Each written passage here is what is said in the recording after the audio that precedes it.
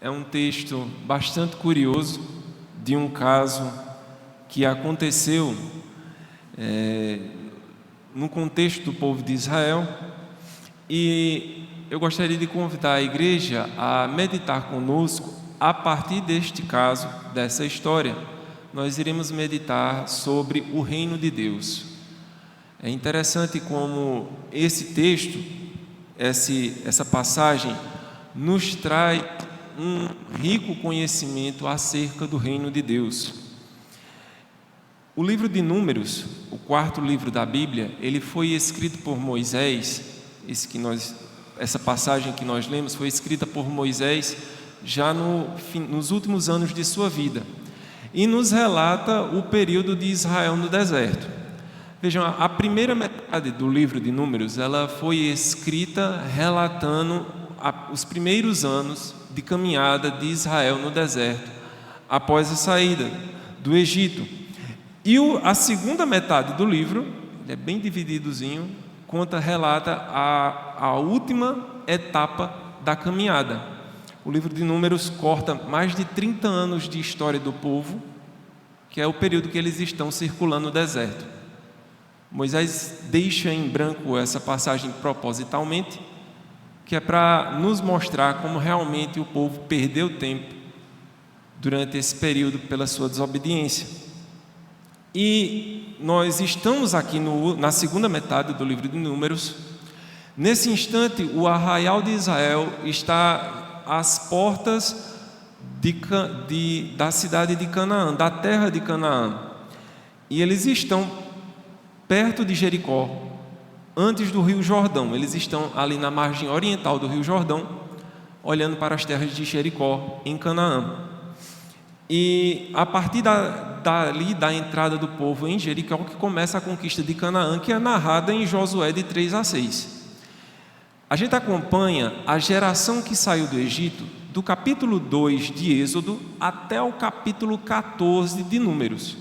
O que ocorre é que quando o povo chega no capítulo 14, ele chega à porta de entrar, aí os espias são enviados à terra, os 12 espias, 10 voltam com más notícias, só 2 encorajam o povo. Os irmãos conhecem a história, e pelo povo se levar pela má notícia e não confiar em Deus, eles foram castigados a rodear o deserto.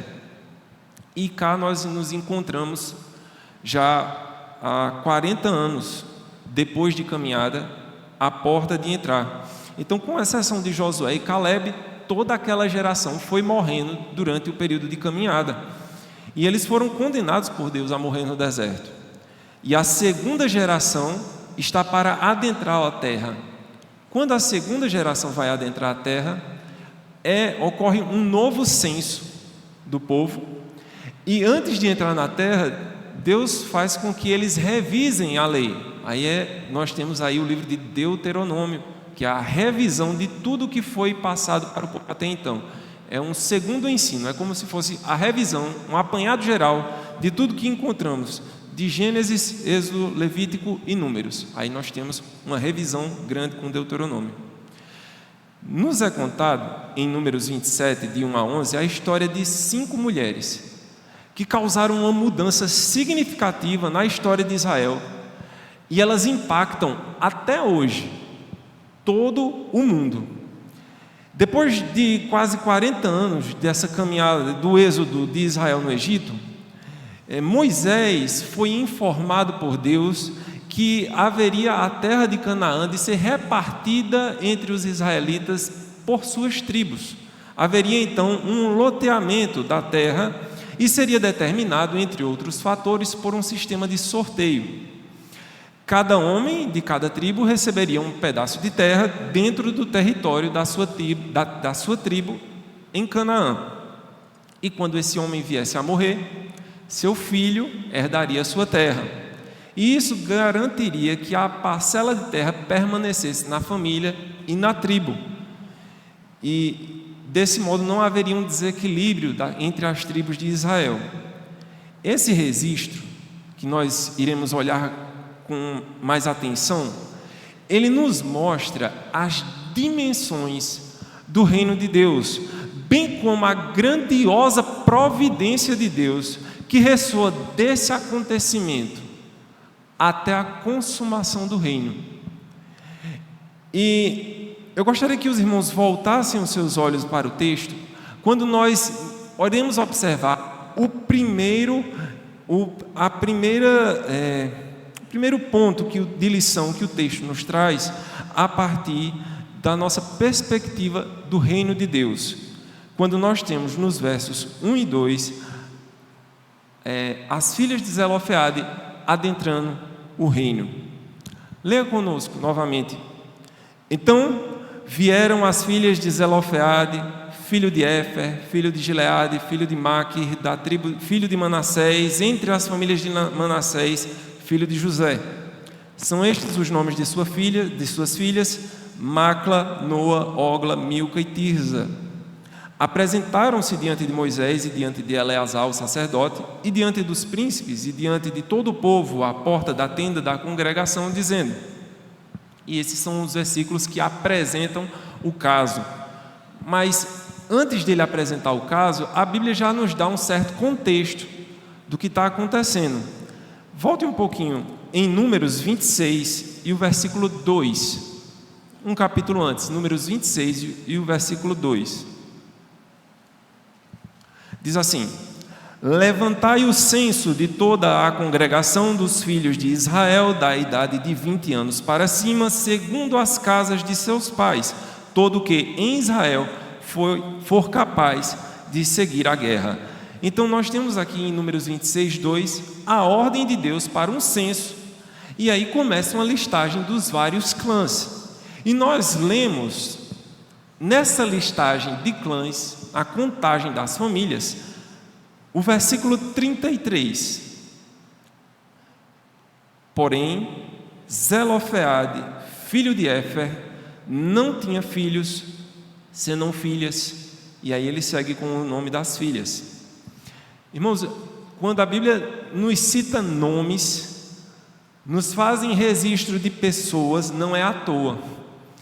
Cada nome é posto, é muito importante.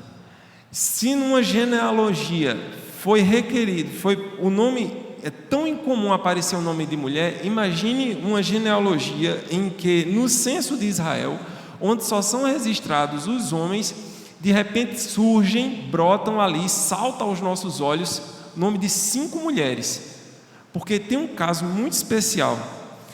Ainda em Números 26, já no final, no verso 53, nós encontramos então Deus ordenando a partilha da terra. Veja, versículo 53. A estes se repartirá a terra em herança segundo o censo. Então ele termina de citar as famílias e ele diz: é essas famílias que vão repartir a terra. Deus ordena a partilha da terra. O que para essa família específica, a família de Zelofeade, levanta-se então uma questão muito séria. E essa questão séria nós iremos adentrar com calma. Veja que o versículo 2, essas moças vão se apresentar para trazer esse problema. E é interessante que o texto relata que o local onde elas vão se apresentar. Elas vão se apresentar à entrada da tenda da congregação. Por que é importante nós entendermos isso? A entrada da tenda da congregação, lá os irmãos sabem que a tenda do tabernáculo era montada e era ao redor dela que o Israel se acampava no deserto, e era lá, Deus enchia o local e se fazia de presente, e ele habitava no meio do povo. Então a tenda da congregação era o local público mais importante. As decisões mais significativas eram tomadas lá.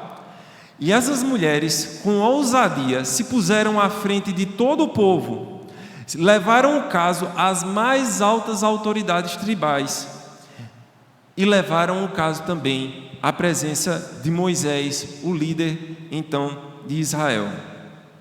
Isso nos mostra, e nós já paramos aqui para fazer um pouco da aplicação, para não passarmos batido desse fato, apesar de estarmos no início do texto. Já o texto mostra aos leitores a diferença do povo de Deus. O povo de Deus, ele é destacado dos demais porque demonstrando publicamente o privilégio que este povo tem de ser ouvido por Deus. Em um contexto, em uma época onde mulheres não eram ouvidas, onde as mulheres, em contexto da época e nos povos circunvizinhos, não havia esse costume de mulheres assumirem liderança ou estarem à frente questionando seus líderes. Essas mulheres se põem à frente da congregação e elas, pelo privilégio de ser povo de Deus, levam o seu problema para serem ouvidas por Ele, por Deus. E em Números já nos mostra isso, essa relação de privilégio e de amor que tem dos seus filhos para com o pai, de recebê-los em sua casa, mas que aponta para uma concretização plena e mais eterna no futuro. Abra comigo, por favor, em Hebreus. Gostaria que vocês lessem conosco Hebreus, o capítulo 10.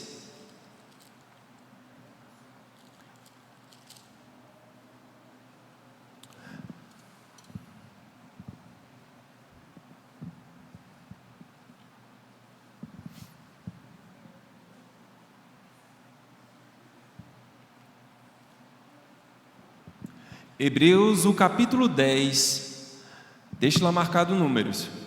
Hebreus, capítulo 10 e o verso 19, diz assim: tendo, pois, irmãos, intrepidez para entrar no Santo dos Santos, pelo sangue de Jesus, pelo novo e vivo caminho que Ele nos consagrou pelo véu, isto é, pela sua carne, e tendo grande sacerdote sobre a casa de Deus, aproximemo-nos com sincero coração, em plena certeza de fé, tendo o coração purificado de má consciência e lavado o corpo com água pura.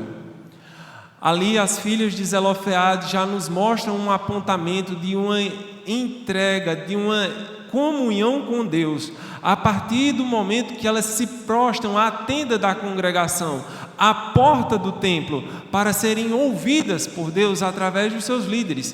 Mas em Números já aponta para um cumprimento pleno, em que não mais estamos somente na porta da tenda da congregação, mas nós entramos neste tabernáculo de habitação divina. Mais do que isso, nós entramos no santo do local da habitação divina, mas mais do que isso, nós entramos no santo dos santos, na habitação do Altíssimo. E isto é por conta do sangue do Cordeiro, através do véu da sua carne moída em nosso lugar, que podemos adentrar não como justos, mas como justificados por este sangue. E agora nós temos o pleno acesso a Deus, pleno acesso apontado pela nova aliança do sangue, onde Números já ressoava e nos trazia a esperança de uma comunhão com Deus muito mais profunda, onde aquelas mulheres, apesar de todo o seu contexto, já encontraram um acolhimento da parte de Deus, mas por ainda faltar o sangue do Cordeiro, elas não tinham acesso pleno. Mas nós hoje já temos este grande acesso, e esse acesso está disponível, basta crer em Cristo. Se nós queremos ter acesso a Deus, queremos que Ele nos escute, queremos que Ele ouça nossos problemas, queremos que Deus olhe para nós, que esse Deus, que é um Deus pessoal, que Ele sente as nossas dores, que Ele sofre conosco, que Ele se alegra conosco, esse Deus que quer habitar em nós, nós temos acesso a Ele, franco, gratuito, basta crer. E o versículo 22, ele é muito importante de Hebreus 10, quando ele diz como nós devemos nos aproximar. E é interessante como, apesar de muito tempos depois de escrito, Hebreus 22 mostra como aquelas mulheres se apresentaram à tenda da congregação, com sincero coração, plena certeza de fé. Meus irmãos, como é difícil, muitas vezes a gente se aproxima de Deus duvidando, mas com plena certeza de fé, tendo o coração purificado de má consciência e lavado o corpo com água pura. Esse é o símbolo de lavagem de pecados. Nós devemos, irmãos, aprender com essas mulheres a nos apresentarmos diante de Deus, e assim nós podemos entender como é que adentramos o reino de Deus, pela fé. E os versos 3 e 4 nos mostram o que acontece após nós entrarmos no reino de Deus. Nos versos 3 e 4 vai ressaltar o papel da intercessão no reino de Deus, o papel intercessório do reino de Deus. E nós encontramos o verso 3 de Números 27. Nosso pai morreu no deserto e não estava entre os que se ajuntaram contra o Senhor no grupo de Corá, mas morreu no seu próprio pecado e não teve filhos. Por que se tiraria o nome do nosso pai do meio de sua família, porquanto não teve filhos? Dá-nos a possessão entre os irmãos de nosso pai? E então é nos apresentado aqui o problema. Zelofeade foi um dos homens que saíram do Egito em direção à terra prometida, sob a liderança de Moisés. E a maioria desses homens já havia morrido no deserto por terem recusado a entrada na terra, por não terem acreditado em Josué e Calebe, mas dado ouvido aos maus espias.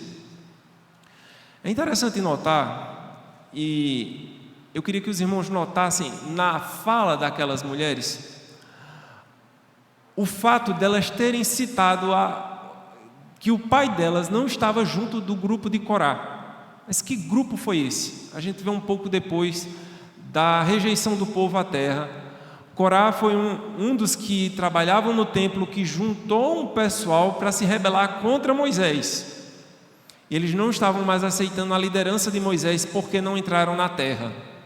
E Moisés põe o caso perante o Senhor, e o Senhor consome a Corá, sua família, e todos os apoiadores de Corá foram rejeitados de Israel.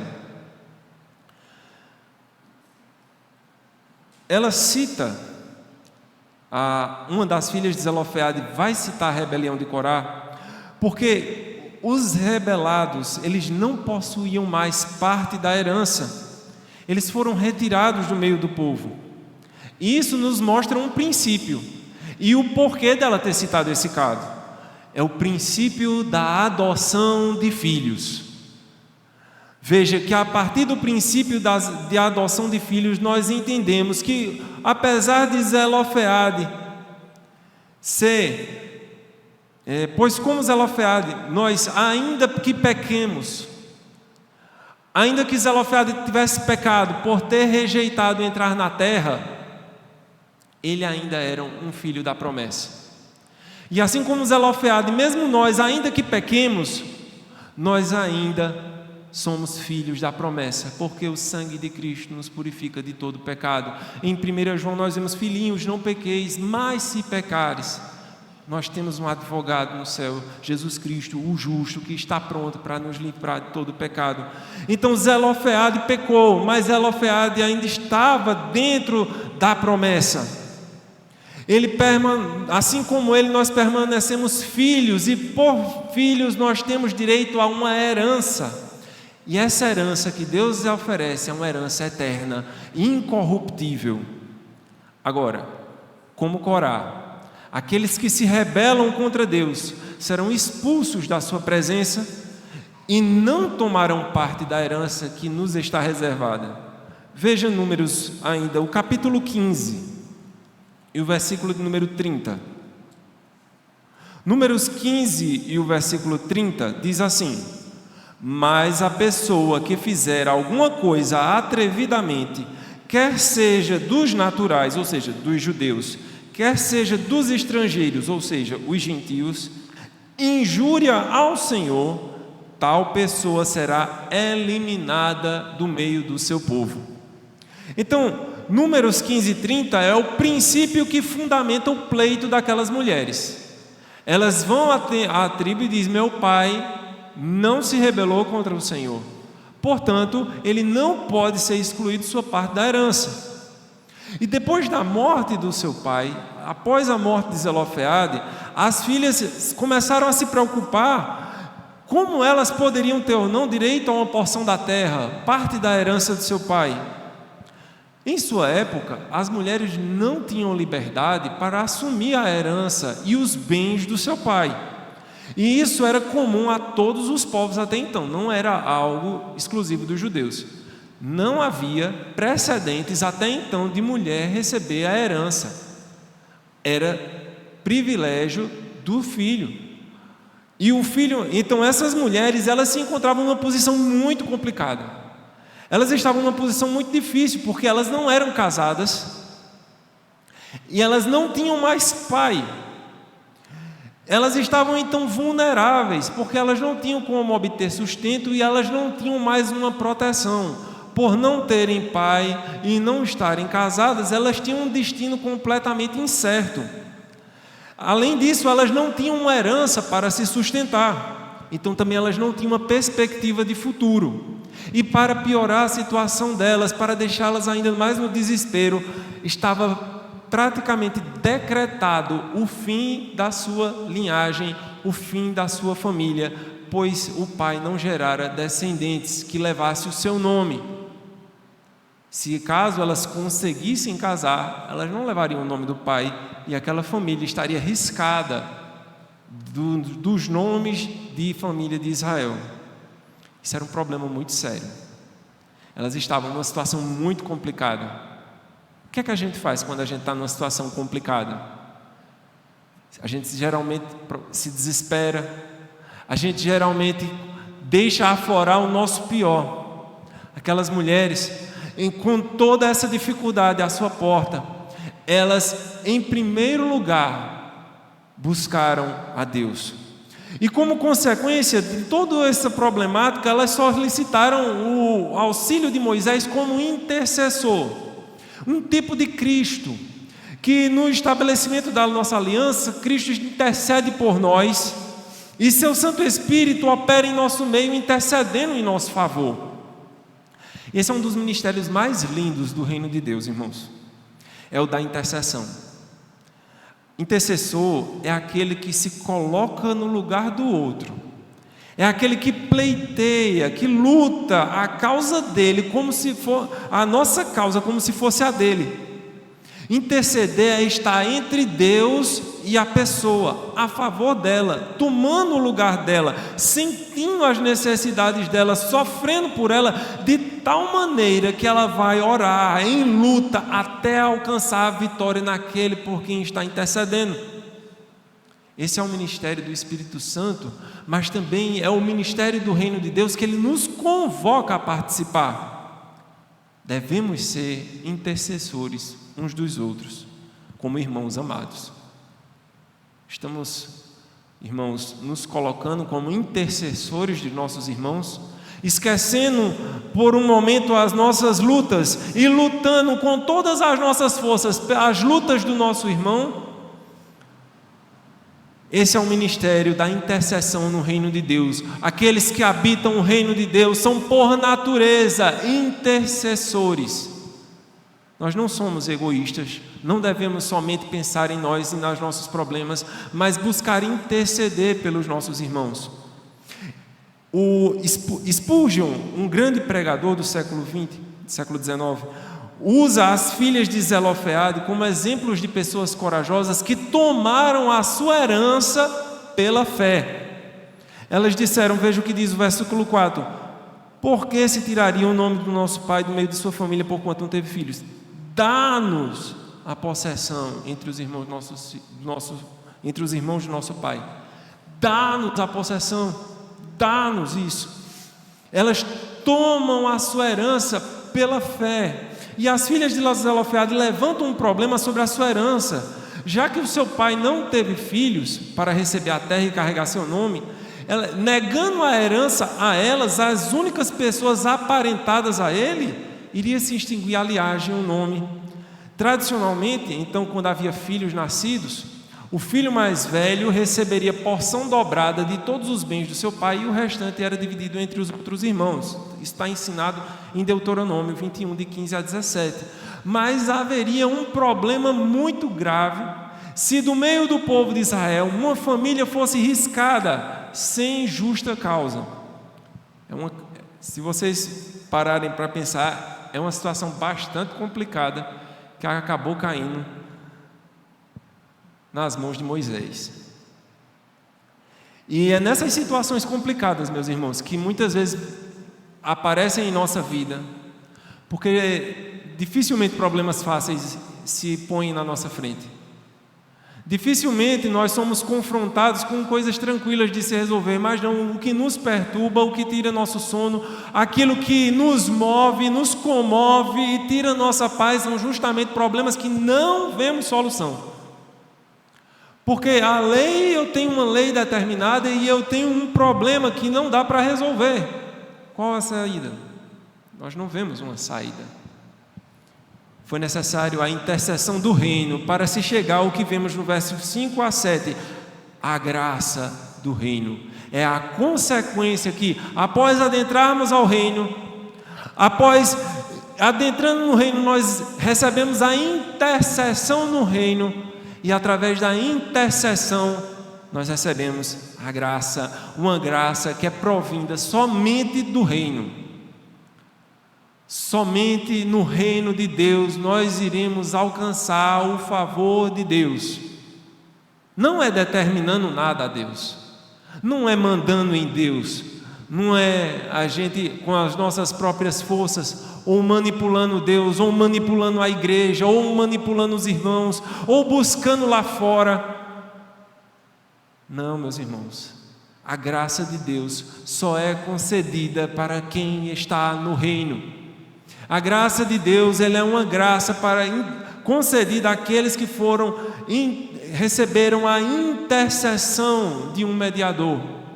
Jesus Cristo é o nosso mediador, é aquele que está entre nós e Deus, Ele é o único caminho de se chegar a Deus. E enquanto nós não nos colocarmos debaixo da mediação de Cristo, nós nunca receberemos graça da parte de Deus, nós não receberemos graça salvadora, nós não receberemos graça de bênçãos, nós não receberemos nenhum favor, nós não receberemos nenhuma proteção, nós não receberemos nenhuma salvação, enquanto não recebermos a graça advinda somente da intermediação de Jesus Cristo.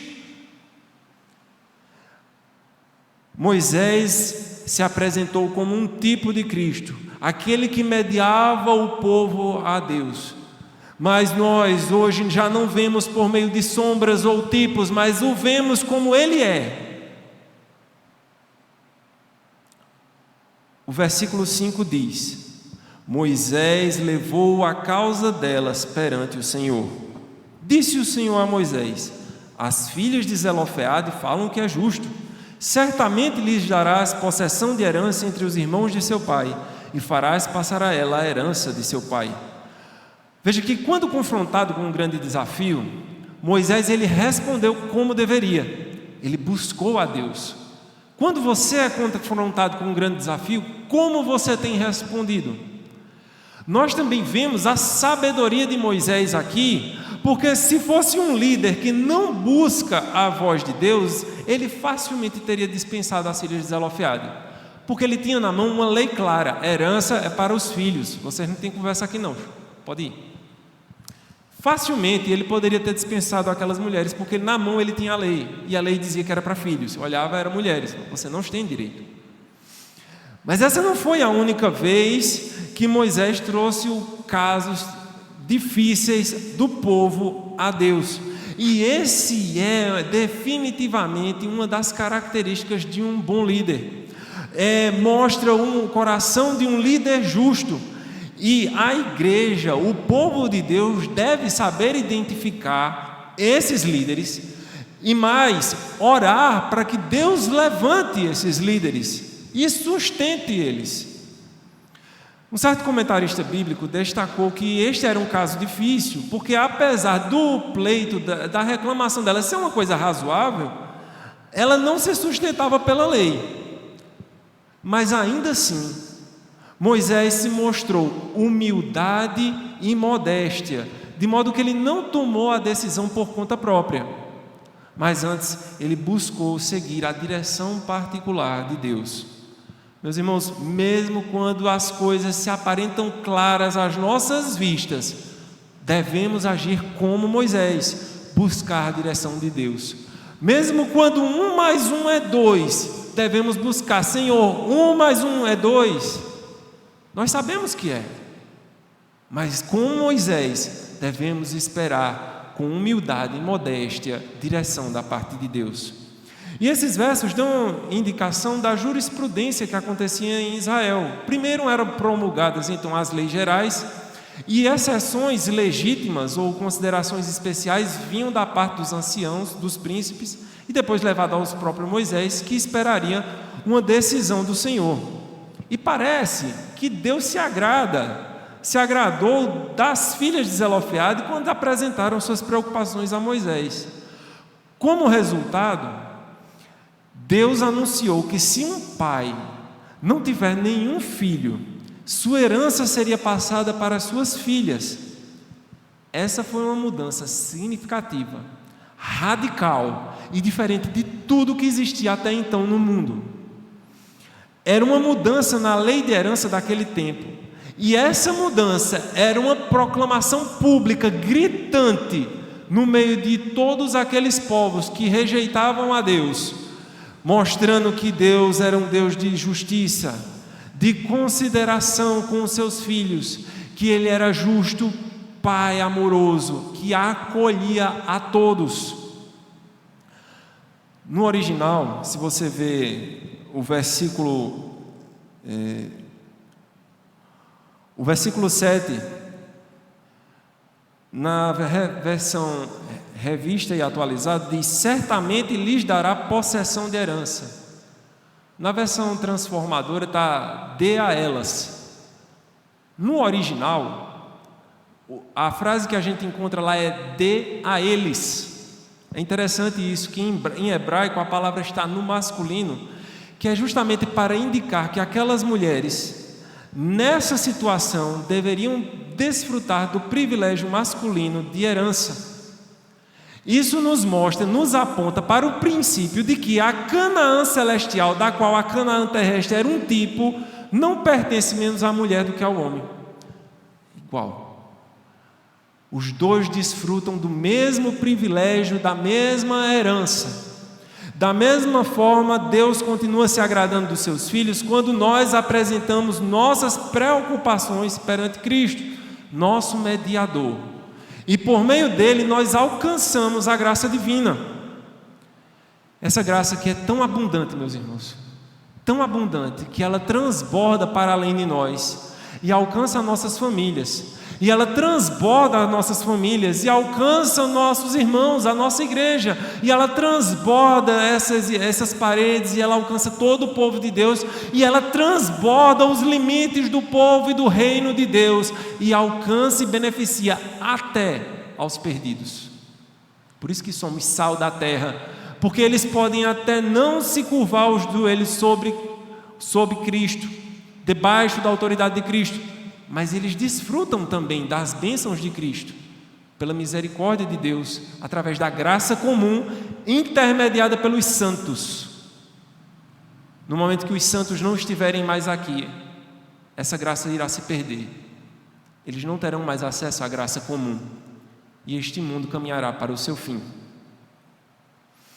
Meus irmãos, essa graça, nós podemos, e nós vemos essa graça especificamente das filhas de Zelofeade ressoando até os dias de hoje, porque se nós procurarmos historicamente de onde surgiu o direito legal na história do direito dos povos, de onde surgiu o direito de herança da mulher, a gente consegue remontar uma linha do tempo que volta até as filhas de Zelofeade. Todos os povos vizinhos então começaram a aderir várias das leis judaicas do povo judeu e transformá-las em suas próprias, de modo que cada povo adaptou algumas das leis dos judeus. Então, o motivo de ainda hoje ser tão comum para nós as mulheres herdarem herança de seus pais, de igual modo como os filhos, nós vemos aqui em Números 27 o princípio disto. Uma bênção que alcançou todo mundo e que, como eu disse no início, irá nos levar até a consumação do reino, porque no reino nós herdaremos juntos o reino de Deus. E aí nós entendemos a dimensão do reino de Deus. E os versículos de 8 a 11 nos diz: falarás aos filhos de Israel dizendo: quando alguém morrer e não tiver um filho, então fareis passar a sua herança à sua filha. Se não tiver filha, então a sua herança dareis aos irmãos dele. Porém, se não tiver irmãos, darei a sua herança aos irmãos de seu pai. Se também seu pai não tiver irmãos, darei a sua herança ao parente mais chegado de sua família, para que a possua. Isto aos filhos de Israel será prescrição de direito, como o Senhor ordenou a Moisés. Veja, irmãos, que curioso. Essas leis foram criadas com a expectativa e a crença de que a terra de Canaã seria herdada. Os irmãos notaram, como eu falei no início, que nesse ponto histórico da narrativa, eles ainda estavam do lado de cá do Jordão. Jericó ainda estava lá, ainda não pertencia a eles, ainda ia correr um bocado de tempo até chegar a hora de Jericó cair. Mas eles já estavam repartindo a terra pela fé de que aquela terra seria deles. Veja que diferença dessa segunda geração para a primeira geração que nós encontramos. A primeira é quando vê aquele povo, diz: é um povo muito forte, a gente parece gafanhoto perto deles. A segunda geração, quando vê a terra, diz: vamos reparti-la porque ela já é nossa. De que geração essa igreja deverá fazer parte? Da geração dos que duvidam, da geração dos que creem? Irmãos, como aquele povo, nós devemos confiar no estabelecimento da promessa, e uma confiança que devemos ter, que se Deus nos deu sua lei, foi porque existe um reino, e se existe um reino, ele será concretizado. Hoje nós vivemos na expectativa do já e ainda não. Já, sim, Cristo já inaugurou seu reino quando morreu na cruz, mas ainda não está consumado. E muitos, como diz lá em 1 Pedro, e muitos ainda riem, zombam, dizendo: já faz tanto tempo que vocês esperam o Messias, e cadê que ele não vem? Meus irmãos, a prova que nós teremos um reino eterno é porque ele nos deu a sua lei. Se nós temos uma lei, é para nós cumprirmos como cidadãos desse reino, a Canaã celestial, que hoje nós somos cidadãos no nosso coração. Ele reina em nós através do santo reino do Espírito Santo, da igreja triunfante, que ultrapassa os limites dessa parede, ultrapassa os limites das denominações, ultrapassa os limites das línguas e dos povos e do tempo. E é deste reino que fazemos parte hoje, mas faremos parte de um reino eterno, com Cristo reinando para sempre. E esse foi um problema para as filhas de Zelofeade, porque elas eram mulheres de fé, e criam também que Israel possuiria a terra de Canaã. Se elas não crescem, isso nunca seria um problema para elas. Elas não iriam ganhar mesmo, então tanto faz. Quantas vezes a gente toma essa postura de falta de fé, de não entender a herança que nos está preparada, e às vezes a gente relaxa, desdenha, ignora muitos dos trabalhos que a igreja se propõe à nossa frente. Deixa para fulano, deixa para cicrano, vamos ali, a gente vai relevando. Tanto faz, isso não vai ser para mim mesmo.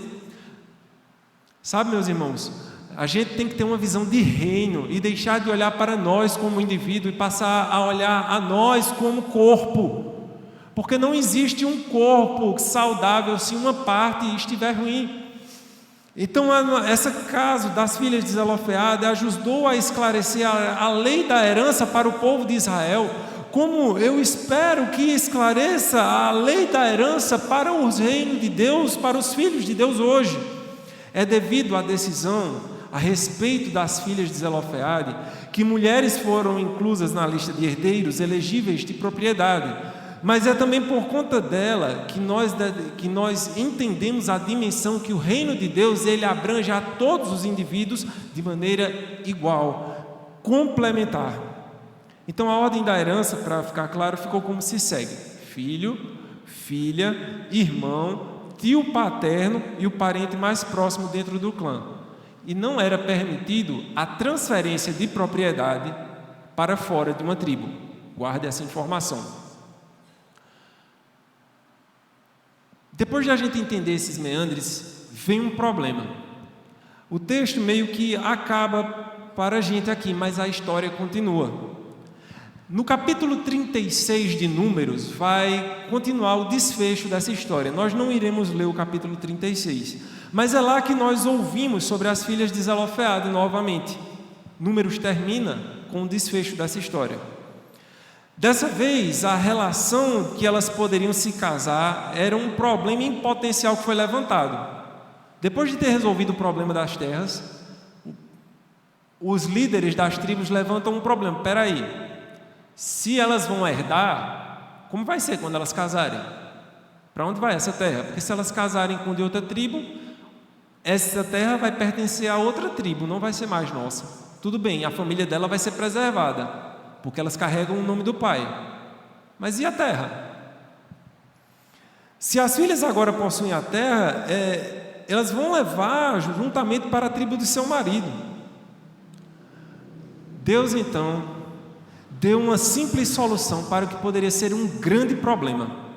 Irmãos, e às vezes a gente passa batido, mas temos que atentar para certos princípios bíblicos.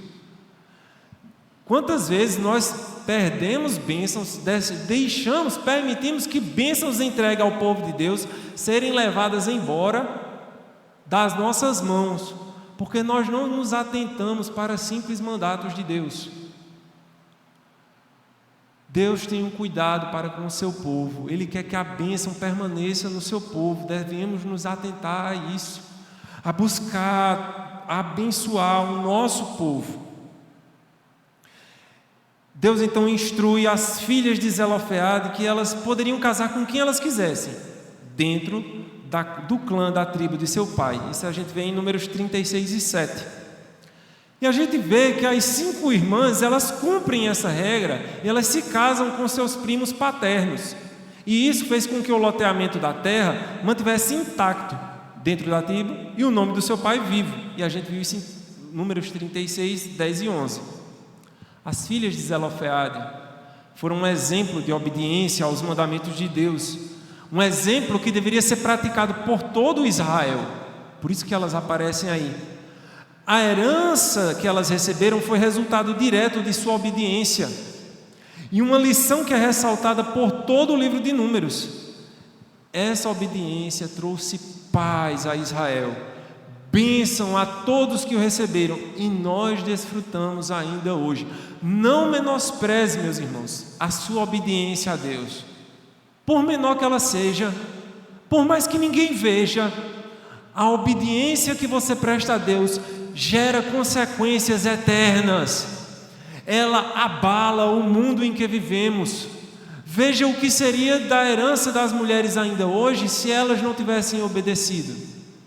Veja da bênção que todo o mundo, crentes e descrentes de todos os povos, desfrutaram a partir dessas mulheres.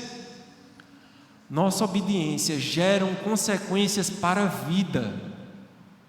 A tua obediência a Deus, mesmo nas pequenas ações, mesmo quando ninguém está vendo, é essa tua fidelidade ao reino que faz com que ele se torne real, não só para nós, igreja, mas também para o mundo.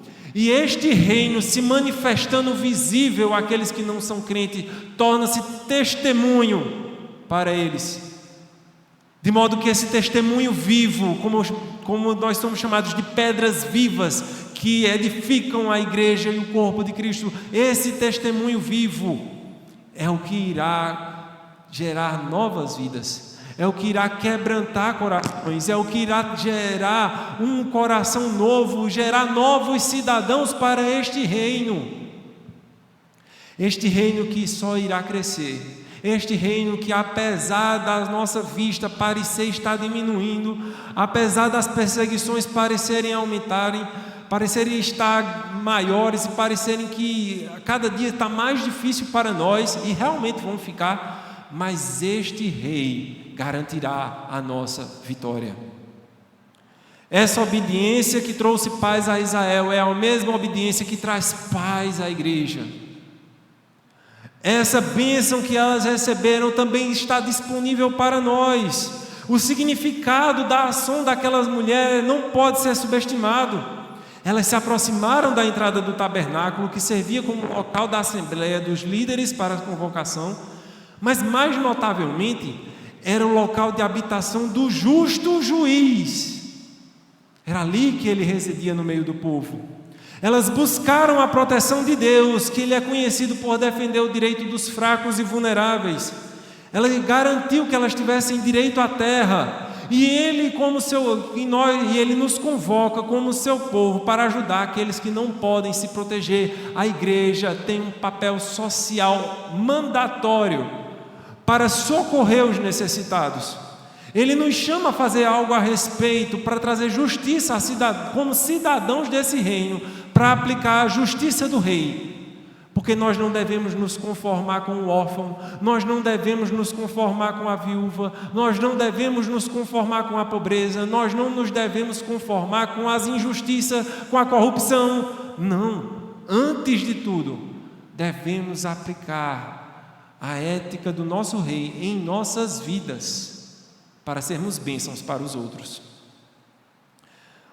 Para concluir, meus irmãos, a gente queria pensar em tudo que nós vimos dessa mensagem. O apelo feito pelas filhas de Zelofeade, que garantiu a elas a justiça, e uma lei permanente que foi dada a Israel para defender os outros que estejam em situações similares. E vejam que esse não foi um detalhe casual na história de Israel. O significado espiritual desse problema é de proporções imensas. Canaã iria ser a pátria onde Deus estabeleceria uma comunhão com o seu povo.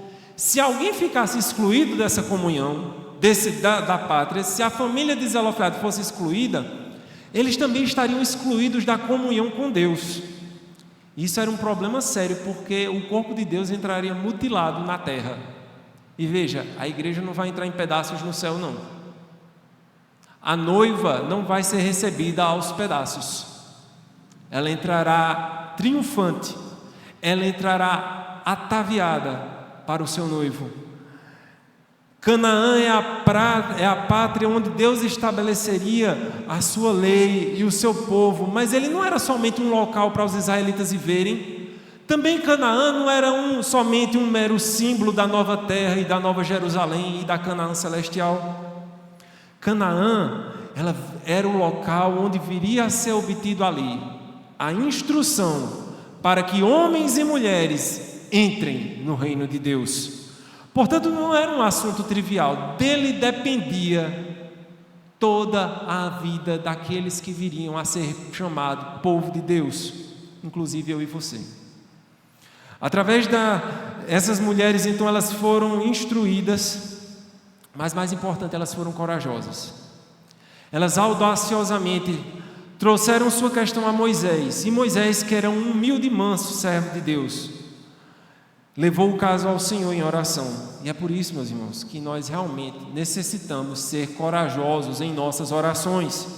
E de fato deveria ser uma das maiores necessidades nossas, uma das maiores necessidades da igreja, de nós, para podermos verdadeiramente enfrentar os obstáculos e os problemas e realmente possamos vencer eles. Devemos ser audaciosos em nossas orações, adentrar no Santo dos Santos, tomar nossa herança para a parte de Deus, mas pelo privilégio de estarmos debaixo do sangue de Cristo, não por mérito teu, não por mérito meu, porque nós não somos dignos de nada. mas pelos méritos daquele que se pôs como mediador, meu e teu, e mediador de todo aquele que crê nele, que abandona seus pecados, que vai e entende que ele é o Filho de Deus e que ele é Senhor sobre a sua vida. A gente só gosta da parte de escutar que Jesus é o nosso Salvador, mas devemos lembrar que Ele também é o Senhor da nossa vida. E como Senhor, Ele é aquele que dirige, que dá a direção para a nossa vida. Coragem na Bíblia é também chamada de bom ânimo. A palavra grega traduzida para coragem e bom ânimo significa literalmente ousadia e confiança. Na Bíblia, coragem ele é o oposto de medo. Quando Deus nos ordena, não temas, tenha bom ânimo, tenha coragem, Ele sempre nos ordena a irmos contra o medo. Abra sua Bíblia, no texto que se encontra em Lucas 12:32. Esse texto, Jesus está falando para nós, como sua igreja. Lucas, capítulo 12 e o verso 32.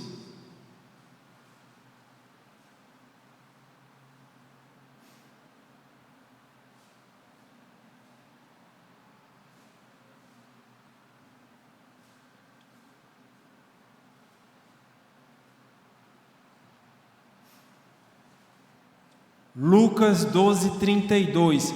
Não temais, ó pequenino rebanho. Não temam, pequeno rebanho de Cupira. Não temam, pequeno rebanho do Brasil. Não temam, pequeno rebanho, porque o vosso Pai se agradou em dar-vos o seu reino. Não temam, de vocês é o reino. O Pai se agradou em dar a seu povo o seu reino. E é nesta grande promessa que está a base da nossa confiança, da nossa coragem, do nosso bom ânimo. Apesar dos poucos detalhes nos serem dados sobre as irmãs propriamente dito, lendo cuidadosamente, nós vemos ali mulheres inteligentes e piedosas, onde sua fé, ao final, foi recompensada. Em Josué 17:4, ali está o relato delas recebendo a terra é finalmente conquistada. Lá em Josué 17:4 fala, mostra elas recebendo a terra. Nós também iremos receber a terra, nós também iremos herdar ao reino.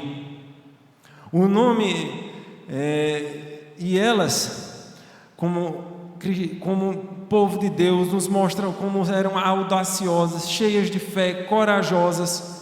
Elas nos mostram o que é ser servo do Senhor e elas nos apontam para a posse dessa herança do reino.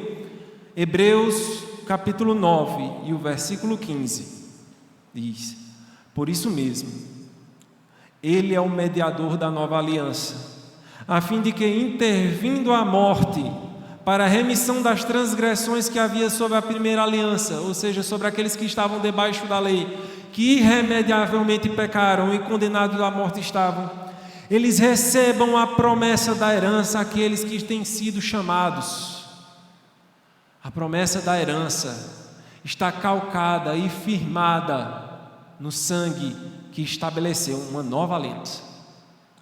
Meu irmão, minha oração é para que nós possamos firmar nossa confiança nisso, nesta grande promessa, e para que você que ainda não é crente possa compreender do fundo da sua alma que existe uma herança eterna, que existe um direito de entrarmos e sermos atendidos por Deus, não porque nós mandamos nele ou porque temos algum direito, mas pelo amor e a misericórdia que Ele dispensa a nós, apesar de nós, porque Ele nos ama, porque Ele quer criar um povo seu. Venha ser povo dEle. Basta crer que você também herdará esta promessa. Que Ele nos abençoe.